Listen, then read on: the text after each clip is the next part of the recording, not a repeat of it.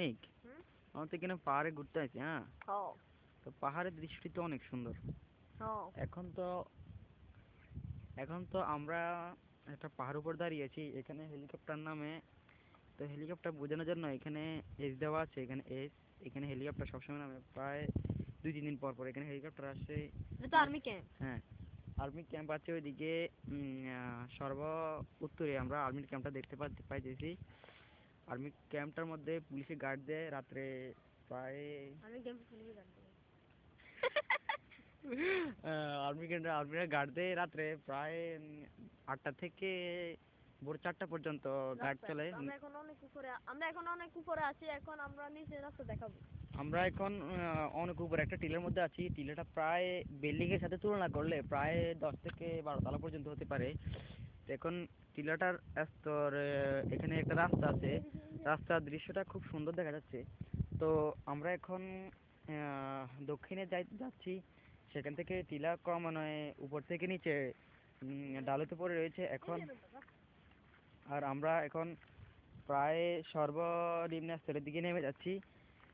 তো টিলার একটা টিলার এই রাস্তাটা দেখা যাচ্ছে, আপনারা দেখুন। রাস্তার একটু সামান্য কিছু অল্প অংশ দেখা যাচ্ছে। আর উপরে চারদিকে যা দেখা যাচ্ছে তাহলে টিলার অনেক নিম্ন স্তরের মাঠঘাট, জমি জমা, খালবিল, নদ নদী, পাহাড় পর্বত এবং চারদিকে গাছপালায় ঘেরা এই প্রাকৃতিক লীলাভূমি জুড়ে বসবাস করছে এদেশ রাঙামাটি প্রদেশের মানুষ। এবং এখানে দেখুন আমার চাচাতো ভাই অনেক দাঁড়িয়ে আছে। সে আমার সাথে ঘুরতে এসেছে, আমিও তার সাথে ঘুরতে এসেছি। এখন দেখুন আমার জ্যাঠাতো ভাই নাদিম।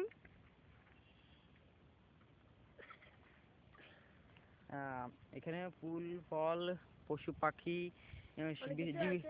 জীব বিচিত্রের এক বৈচিত্র্যময় বৈচিত্র্য অভাব নেই বেটা, বৈচিত্র্যময় এক সৌন্দর্য তুলে ধরেছে এদেশের পাহাড়ি এলাকা। পাহাড়ি এলাকার টিলা আমাদের মন জুড়িয়ে দেয়। কথায় বল না, গ্রাম ছাড়া ওই রাঙা মাটির পথ আমার ওই রাঙা মাটির পথ আমার মন বোলায় রে। হয়েছে এখন আমরা যাচ্ছি আর্মির ক্যাম্পের দিকে। সেখানে তারা ব্যাডমিন্টন খেলার একটা ঘর দেখতে পাচ্ছি। তাদের কাছ থেকে যে কোনো সুযোগ সুবিধা আমরা ভোগ করতে পারি। কোনো অসুবিধা হলে তাদেরকে যদি সেই বিষয়টা জানাই, তাহলে তারা আমাদের প্রতি একটু নজর দেন এবং